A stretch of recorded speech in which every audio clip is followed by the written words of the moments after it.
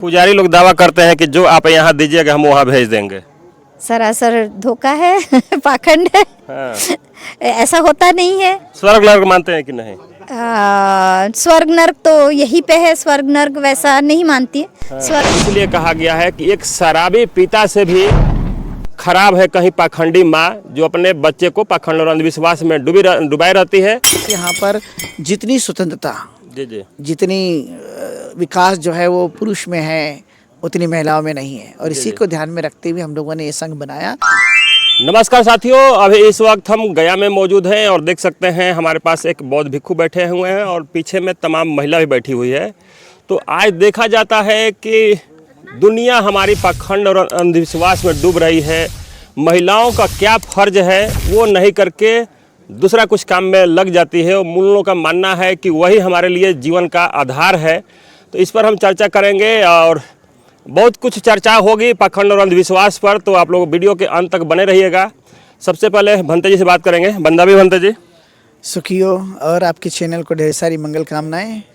अपना पूरा परिचय एक बार भंते जी बता दीजिए। मैं भंते डॉक्टर चंद्र कीर्ति, संस्थापक अध्यक्ष महिला सशक्तिकरण संघ जी जी। और ऑल इंडिया बुद्धिस्ट फोरम का मैं चीफ एडवाइज़र भी हूँ। और लगातार हम लोग महिला सशक्तिकरण के माध्यम से जी जी देश के अलग अलग राज्यों में उनके अंदर कैसे सामाजिक, धार्मिक, शैक्षणिक, आर्थिक, राजनीतिक जो चेतना है वो महिलाओं में जाए। जी जी क्योंकि आपने देखा होगा कि जिस देश में पितृ प्रधान संस्कृति है जी जी वहाँ पे हमेशा से हजारों सालों से महिलाओं को दबाया गया है जी जी और उनके ऊपर में ऐसा मानसिक ऐसी जिसे कहते हैं गुलामी लाद दी गई है। जी जी जी और इस गुलामी की वजह से वो जल्दी से निकल नहीं पा रही। इतने सारे आडंबर पाखंड कर्मकांड लगा दिए गए हैं। जी। अच्छा, हम जानना चाहते हैं भंते जी कि ये महिला को ही जागरूक करने की प्रोसेस क्यों शुरू किए हैं?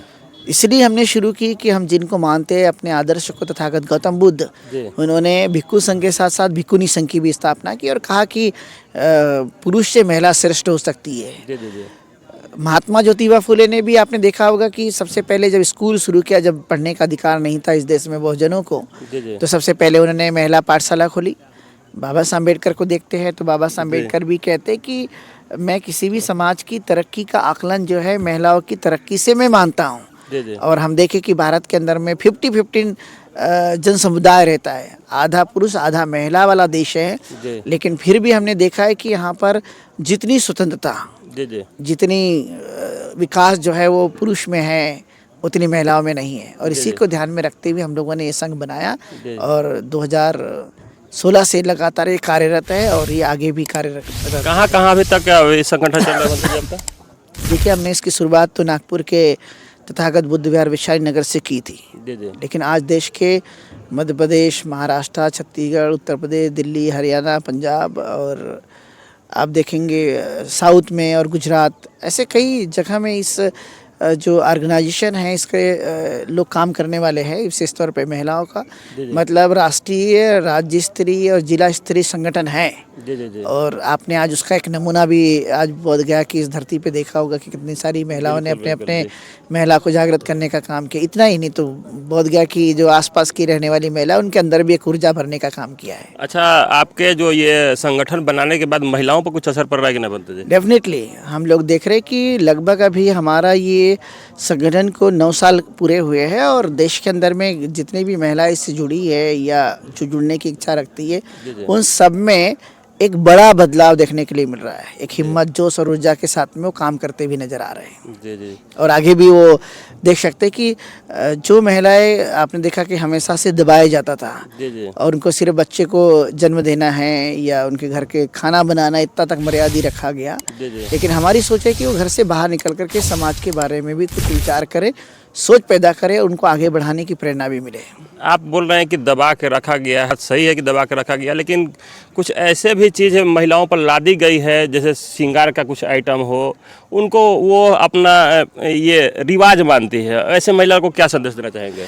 देखिए, मैं तो कहूँगा कि इससे जितनी जल्दी पाखंड से निकले उतना अच्छा है। बाकी का आप जो आभूषण है या श्रृंगार से रिलेटेड है, हमारे साथ महिला सशक्तिकरण के जो कार्यकर्तागण हैं पदाधिकारी है वह आपके साथ जुड़े हैं, तो मैं चाहूँगा कि आप उनसे भी बातचीत करें। धन्यवाद। चलिए, बहुत बहुत धन्यवाद भंते जी, जो इस तरीका के आज आप कार्य कर रहे हैं कि हमारा जो समाज है जागरूक होकर, या खास करके देखा जाता है कि महिला और पाखंड और अंधविश्वास में डूबी रहती है। तो देखिए, इसके बारे में, महिलाओं के बारे में हमारे पास एक महिला मौजूद है। पहले इनका परिचय लेंगे और जानने की कोशिश करेंगे कि क्या क्या चीज़ पाखंड होता है, इसके बारे में जानकारी लेंगे। सबसे पहले स्वागत है आपका। धन्यवाद। जय भीम, नमो बुद्धाय। अपना पूरा परिचय एक बार बता दीजिए। मैं विद्या जनरोड़े महिला सशक्तिकरण संघ में एज ए कोषाध्यक्ष काम करती हूँ।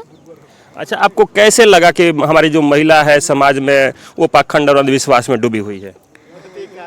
पाखंड और अंधविश्वास में अशिक्षित महिला ही डूबी है ऐसा नहीं है, पढ़ी लिखी महिलाएं, पढ़ी लिखी भी महिलाएं डूबी है। अच्छा। और उनका देखा देखी फिर ऐसा होता है ना, वो तो इतनी पढ़ी है, वो तो डॉक्टर है, इंजीनियर है, फिर भी वो तो ये सब करती है। जी। तो हम क्यों ना करें? जी। तो ये ऐसे पेनिट्रेट होते हुए आता है। तो ये पाखंड में डूबी हुई महिला है। जैसे उनका कुछ भला नहीं हो रहा तो ये बाबा अच्छा कर देगा, वो बाबा अच्छा कर देगा, और ये ऐसा करने से ऐसा होता है, ऐसा करने से ऐसा होता है। तो ये भी है, वो सोचती नहीं है।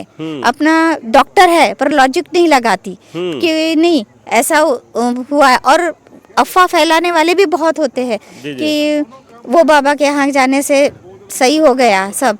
तो वो बाबा लोग चमत्कार कर देते हैं ना। हाँ, चमत्कार कर देते हैं वो लोग। चमत्कार को ही आज का समाज नमस्कार भी करता है। हाँ। तो ये भी एक चीज़ है कि उन लोग मतलब पढ़े लिखे होने के बावजूद भी, तो हम जो बोलते हैं कि पढ़ाई लिखाई एकेडमिक ही हो ऐसा नहीं। जी। तो इसमें से निकलना भी एक, और अगर एक महिला अगर अंधविश्वास को और पाखंड से निकले तो वो अपना घर, अपना समाज बहुत अच्छे से ये कर सकते। अब शादी ब्याह में भी देखिए, नहीं ऐसा नहीं करना, ऐसा करना, ऐसा नहीं करना, ऐसा करना। आप देख रहे हैं कि सिंदूर भी नहीं लगाई हैं आप? नहीं। क्यों? मैंने अभी बताई कि सिंदूर, उसके पीछे का लॉजिक मुझे पता कि सब बहुत पहले तो नहीं पता था, पर जब मुझे ऐसा पता लगा कि कैसे एक राजा दूसरे राजा पर आक्रमण करके जब लूट का लेके जाते थे, तो लूट में सोना चांदी और क्या बोलते हाथी घोड़े यही नहीं हुआ करता था, इवन महिलाएं भी लूट का माल समझा जाता था। और फिर वो सब हरम में जाता था, और जो सोना चांदी है वो तो खजाने में चला गया राजा के, और उसका उपभोग उनके सैनिक भी लेते थे। तो फिर ये पैसा पता कैसे चलेगा? तो वो ऐसे तलवार से सर पे निशान कर देते थे, और वो तलवार से निशान करने के बाद वो खून बहता था। आज उसका रूप सिंदूर ने लिया है।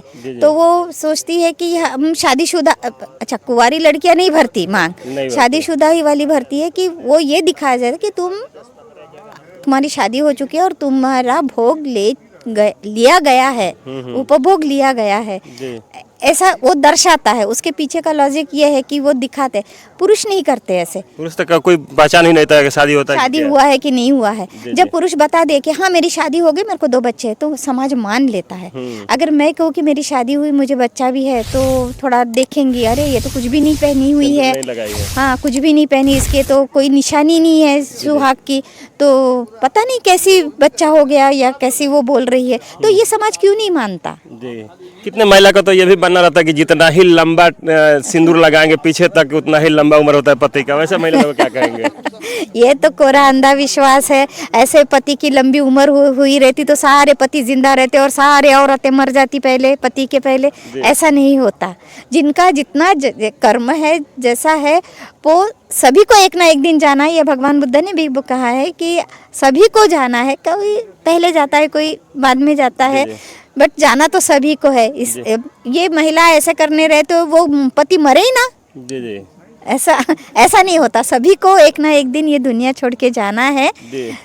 अच्छा, ये बात तो सही है कि अच्छा, ये पत्नी ये क्यों नहीं कहती है कि पति के जिंदा रहने के लिए, लंबा उम्र के लिए तो पत्नी व्रत करती है, लेकिन पति का भी तो फर्ज बनता है कि पत्नी का भी लंबा उम्र हो, तो वो व्रत नहीं करता है। ये पुरुष प्रधान संस्कृति है। हाँ। तो इसमें पहले से ही पुरुष का वर्चस्व रहा है। पुरुष कोई मतलब प्रतीक नहीं पहनता या कुछ नहीं करता, ये बहुत पहले से रहा है। और सारी जो जितने भी बंधन है, जितने भी ये है बंधन है, वो सारी महिलाओं ने करना चाहिए। ये बहुत पहले से रहा है। और इसको अशिक्षित रखने के कारण जैसे आदमी बोलेगा वैसे करती, जैसा घर के लोग बोलेंगे वैसे करेंगी, क्योंकि वो शिक्षित नहीं है। शिक्षित ना होने की वजह से उसमें आत्मविश्वास या आत्मसम्मान नहीं है। तो वो बाहर जाके, भाई मेरे को अगर घर के बाहर निकाल दिया तो, मुझे कुछ कर दिया तो फिर समाज मुझे एक्सेप्ट नहीं करेगा। समाज भी तो ऐसी है, भाई इसके पति ने बाहर, घर के बाहर निकाल दिया तो जरूर इसकी गलती होगी। तो एक्सेप्ट नहीं करता समाज भी। तो ये डर भी रहता है। और अशिक्षित होने के कारण वो अपना मत या कुछ खोल के बोल ही नहीं पाती कि वो जिएगी कैसे। उसको कोई ना कोई आदत, जैसे माँ बाप के घर में होती है तो पिता के अंडर में रहती है, फिर शादी होने के बाद पति के अंडर में रहती है, पति अगर नहीं रहे तो बेटे के अंडर में रहती है। तो उसको अपना स्वतंत्रता मतलब विचार करने की स्वतंत्रता ही नहीं है महिलाओं को। अगर वो पढ़ लिख जाती है या बोलने का उसको विश्वास आ जाता है या हिम्मत आ जाती है, तभी तो वो ये करेगी, बोलेगी। आपके कहने का मतलब कि जिस तरीक़ा से महिलाओं को बताया जाता है कि सारा जिम्मेवारी, जितना पर्व त्यौहार करो, सारा कर्म कांड करो, घर की महिलाओं की जिम्मेवारी जाती है। जिस तरीक़ा से अगर देखा जाए तो लड़की अगर कुंवारी है तो भाई के लिए व्रत करती है, कर्मा वगैरह करती है। जब शादी होती है तो पति के लिए व्रत करती है। जब बच्चे पैदा होते हैं तो बेटा के लिए व्रत करती है। यानी कि सारा जिम्मेवारी महिलाओं को दिया जाता है। बराबर है, आपका कहना बराबर है। सारी महिलाओं ने ही करना चाहिए। पुरुषों ने भी, जब हम समानता समता बोलते हैं, जब बाबा साहब ने बोला है, तो थोड़ा सा पुरुष लोगों ने भी उठाना चाहिए। अभी देखिए, मैंने जब वो सवाल किया था कि भाई कितने पुरुष अपने पत्नी को पढ़ाना चाहते हैं, आगे बढ़ते हुए देखते हैं। एक पिक्चर आई थी अमिताभ बच्चन की, उसमें वो उसकी बीवी आगे बढ़ जाती है तो उसका ईगो कितना, एटीट्यूड कितना इसको ईगो कितना हर्ट होता है उसका। तो आज भी समाज में वही है। अगर बीवी उसकी आगे निकल रही है, 10 लोग रास्ते से जा रहे, 10 लोग उसको सलाम कर रहे, तो वो थोड़ा सा हर्ट होता है। क्योंकि पुरुष प्रधान संस्कृति ये पहले से सिखाया जाता है, ये ठस के लिख के रहता है कि नहीं वो अंडर में काम करेगी ऐसा। तो इसलिए वो सहन नहीं कर पाता। कितने पुरुष अभी आज अपने महिलाओं को पढ़ाना चाहेंगे, आगे बढ़ते हुए देखना चाहेंगे। कितने लोग का मानना है कि हमको पूजा पाठ से धन मिल जाएगा, पूजा पाठ से विद्या मिल जाएगा। वैसे लोगों को क्या संदेश देना चाहेंगे? पूजा पाठ से अगर ऐसा मिला रहता तो हमारे पूर्वजों ने भी क्या कम पूजा पाठ की है? क्या वर्ण व्यवस्था में जो बताया गया है कि भाई तुम पत्थर पूजो, वो अभी महाराष्ट्र में तो है, वो मरी आई, वो गोंड राजा वो नाचते हुए वो अपने आप को पीटते हैं। तो ये इन्होंने भी अपने शरीर को कष्ट दिया और इतने पहाड़ मतलब इतने पत्थर पूजे। तो फिर हमारे समाज भी तो उन्नत हो जाना चाहिए, तो नहीं हुआ। इसका मतलब ये हुआ कि ये सारे कर्मकांड ये धोखा है, ये धोखे में रखा जाता है कि ताकि ये हमारे अंडर में रहे। अगर हम पढ़ लिख गए तो हम उनसे सवाल जवाब करेंगे ना, तो बेटर है कि इनको ऐसे ही रखा जाए। जी, महिला जब पड़ जाएगी तो ज़्यादा तेज होना हो जाए। हाँ। अच्छा, एक चीज़ हम और देखते हैं कि समाज में किसी के मर जाने के बाद लोग बाल उतरवाते हैं। इस पर क्या कहना है आपका? बाल उतारने से तो कुछ होता नहीं है, क्योंकि बाल आज उतारेंगे तो फिर आ जाएंगे। तो उससे अच्छा तुमको अगर इतनी श्रद्धा है और इतनी प्यार है और इतना उसके प्रति लगाव है, लगन है, अगर किसी की बीवी मरती है तो वो पति उसके लिए क्या करता है? सिर्फ बाल मुंडवा लेता है। तो बाल मुंडवाने से तो दूसरे दिन आ जाते हैं। और पति, पहले के ज़माने में पति मर जाता तो उसको सती जान देते थे। आज तक तो मैंने नहीं सुना कि कोई आदमी सती गया है ऐसा। तो ये आपका जो कहना है कि इसके ऊपर क्या कहेंगे, तो ये तो सब आडम्बर है। ये महिला लोग बाल नहीं छिलवाती है। नहीं, महिला के बारे में क्या, ये हम लोग जो इधर छितिका हाँ, ये है, ये एक है कि अगर तुम सती नहीं जाती हो तो उसको भी मुंडन कर दिया जाता है और उसको विद्रूप किया जाता है। श्रृंगार बोले तो औरत का बाल ही होता है, थोड़ा उसकी आसक्ति होती है बालों में। और ये अगर मुंडा तो उसको कुरूप कर दिया जाता है, उसको विकृत किया जाता है, और ताकि वो ऐसी महिला की तरफ कोई देखे नहीं या उसका दिल ना ललचाए कहीं और। अच्छा, कितने लोग का ये मानना होता है कि हम अपने बाल छिले हैं, अपने पूर्वज को दान देते हैं, वैसे को क्या कहेंगे? पूर्वज को दान देते हैं पूर्वज को दान देते हैं तो भाई और कुछ दान दे, सिर्फ बाल ही क्यों? बाल ही क्यों? दूसरा कुछ दे, सोना दे, चांदी दे, या पूर्वज, और पूर्वज जो मरे हुए इंसान जो चले गए हैं इस दुनिया से, उनको कैसे देंगे? मुझे यही समझ में नहीं आता कि उनको कैसे देंगे। और उनके जो अधूरे काम है उनको पूरा करने का बीड़ा उठाइए। वो जो काम करते, समाज में अगर काम कर रहे तो उसको आगे बढ़ाने का काम कीजिए। उनको दान, उनके लिए दान दिए हैं। पुजारी लोग दावा करते हैं कि जो आप यहाँ दीजिएगा हम वहाँ भेज देंगे। सरासर धोखा है पाखंड है। हाँ। ऐसा होता नहीं है। स्वर्ग नरक मानते हैं कि नहीं? स्वर्ग नर्क तो यहीं पे है, स्वर्ग नर्क वैसा नहीं मानती है। हाँ। स्वर्ग नर्क यहीं पे यहाँ पर कैसे है बताइए हमारे दर्शकों को। स्वर्ग नर्क ऐसा है कि देखिए, घर पे अगर सब सही है, सुख है, शांति है, तो यही स्वर्ग है।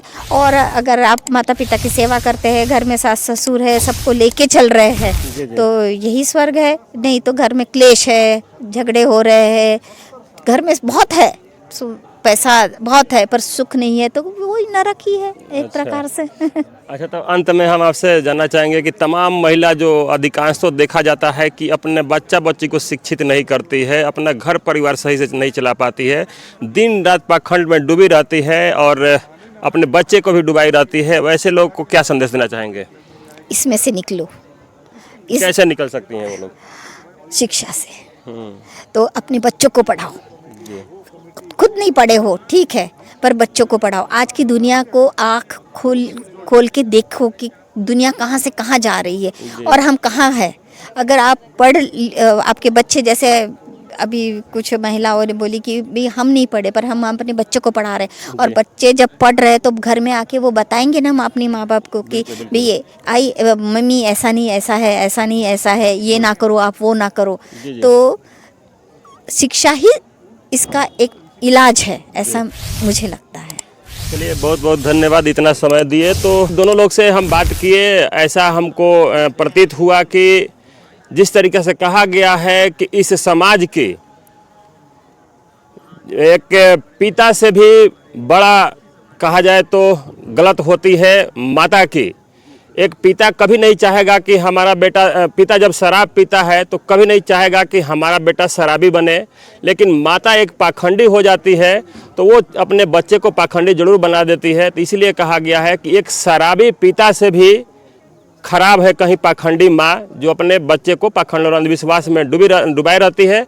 तो आप लोग के, इन लोगों के विचार पर क्या कहना है, हमारे वीडियो पर कमेंट जरूर करेंगे। और आप लोग को भी अगर लगता है कि हमारे लिए शिक्षा ही सब कुछ है तो अपने बच्चे को शिक्षित बनाएं। सभी साथियों को नमो बुद्धाय, जय भीम, जय संविधान।